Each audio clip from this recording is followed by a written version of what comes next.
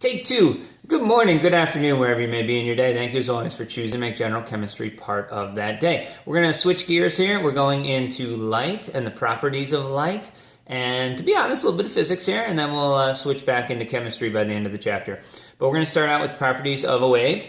No, not that kind of wave. Although I appreciate the friendly wave back. We're talking about like an ocean wave, sound wave, or more importantly, light wave.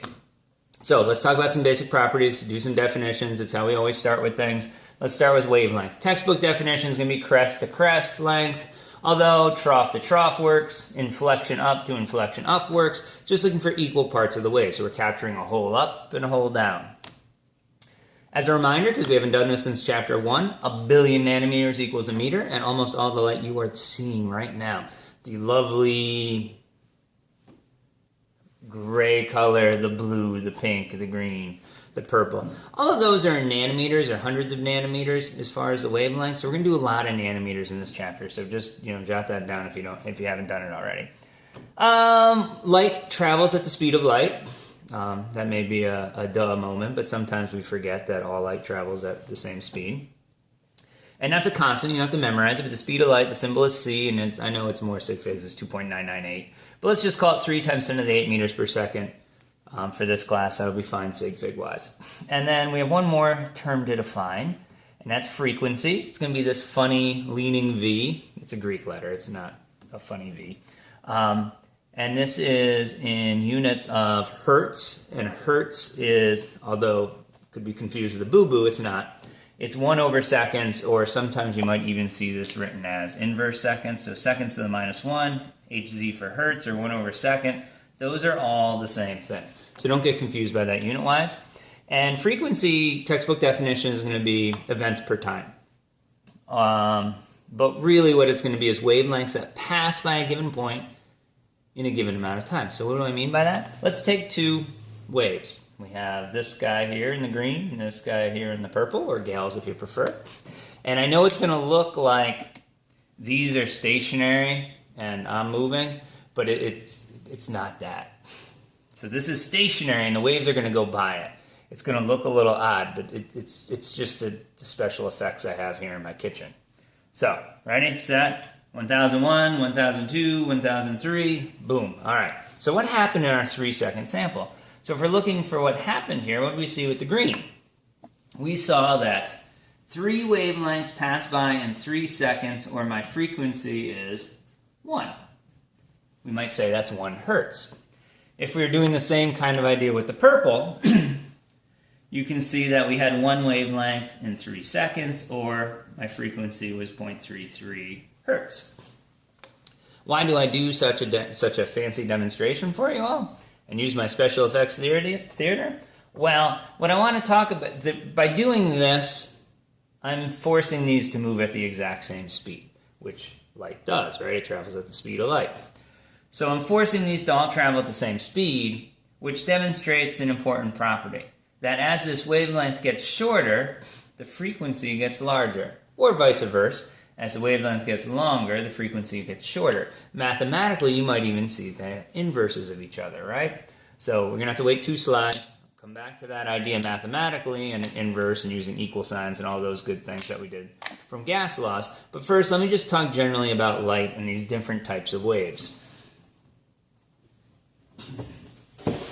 All right, so I'm going to call all this light because it's easier to say. The more scientifically correct term would be electromagnetic radiation. So electromagnetic radiation are pieces of waves that have light and wave and particle-like properties. But I'm not really worried, I'm never going to ask you a textbook definition. Applied definition, sure. So light, electromagnetic radiation, that means the same thing. And what I'd really like to talk about is the electromagnetic spectrum, going all the way from the smallest, most dangerous to the longest, safest waves. So there's a whole spectrum.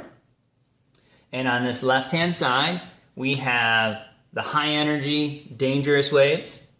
And with all due respect to Marvel, getting hit with gamma rays will not make you incredible or turn green when you get angry. It will pretty much just kill you, and maybe blood will come out of your eyes and ears. So I know, it's terrible when the comic books lie to us. I know, I'm sorry to break that news to you. But gamma rays, the left side of the board, super high energy, dangerous, very, very short wavelengths, which means very, very rapid frequency. On the other end of the board, we have the opposite. We have the safe, lazy waves. Long waves, low frequency, safe, low energy. So, what kind of waves do we have? Well, again, gamma rays, that's your high energy, nuclear bomb, the sun, high energy source, bad, some cosmic rays, those kind of things. X-rays, and medically speaking, you don't want to get X-rays unless you actually need to get an X-ray. You are getting some radiation damage from that, so they should be minimized. That being said, they're a good technique to see some structural damage to your body, which hopefully you don't have. And then we have ultraviolet light. That's why we need the sunscreen. I'm putting it on right now, you can see. So putting on your sunscreen to block the UV light. And then we have our visible. So on the violet end is the violet. And then on the infrared end is the red. So, the whole Roy G. Biv you learned as a little kid. So, or VIBGYOR. Sounds European. VIBGYOR. And then we have infrared data, or infrared, which is your heat energy. That's safer. Nobody's worried about the heat radiating off of my skin. It's totally safe. Microwaves and radio waves. So that's your different forms of light. I do expect you to have the general gist of this spectrum, and I think most of these things you know, and just think safe or dangerous. If it's dangerous, it's short, high frequency, short waves, high frequency, high energy, and if it's safe, it must be low energy and long lazy waves that go by at a low frequency or low rate. Okay, back to the math. So I'll skip the whole idea of directly proportional that we worked out essentially on the previous board and just give you the mathematical relationship. The speed of light, or the speed of any wave, equals the wavelength times the frequency. So our speed of light is going to be a constant. You just looked that up. It's going to be 3 times 10 to the 8 meters per second, which means our wavelength needs to be in meters, and our frequency should be in hertz or 1 over seconds. And then you can see unit-wise this all works out just lovely. Reminder here. And very basic, very standard type of question. We're going to have 3 properties of light. We've only done 2 so far. That marker's no good. Let's try another marker. And E is for energy. We haven't done that yet. So when you get these word problems with light, I think it's pretty obvious that's a light problem. And they're going to give you one and ask you about the other. And we can interchange between any of these 3. So let's take a look at this problem. And just remember your units. If you get the units right, you're going to be fine. We haven't done energy, but I like to reinforce habits. Okay. Calculate the frequency of green light, 540 nanometers. So nanometers, that's going to be a wavelength. It's asking me to calculate the frequency. So I need the relationship between frequency and wavelength. Again, always easy. When we're working the first example of the chapter, we've only learned one thing. It must be that relationship. So very good. You got it. So this is, in many ways, is just a plug and chug. So 3 times 10 to the 8 meters per second. My wavelength, and this we have to change. So we could do the railroad tracks if we wanted, or we could just literally take the definition of nanometer and do it like this. Either way, mathematically that's the same, and solve for our frequency. So again, not too bad. Okay, word on the calculators. See the little EE here? Use it. Link that. On your calculator, it should look like this.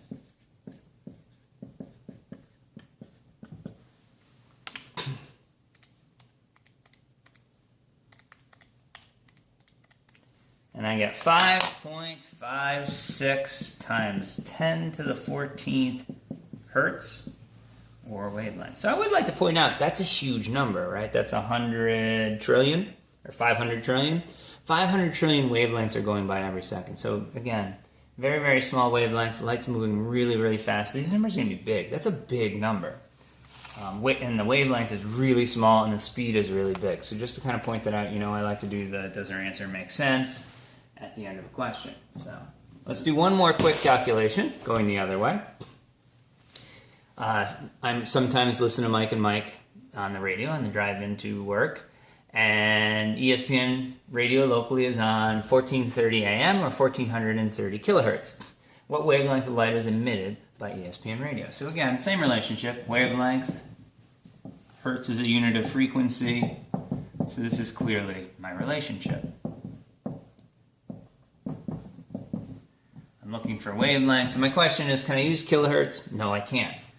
So again, we got to remember our metric system. I've never seen kilohertz before, but if I know a kilometer is 1,000 meters, then I know a kilohertz is 1,000 hertz, so we can do the same thing.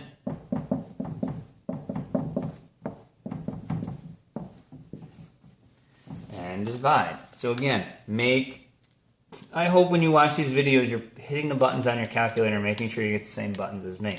If you have not mastered order of operations and linking things on your calculator, you're going to get a ton of wrong answers in this chapter. So make sure you're using your calculator right. If not, just come see me in class. I'll show you. It takes about 30 seconds to show you how to use your calculator properly.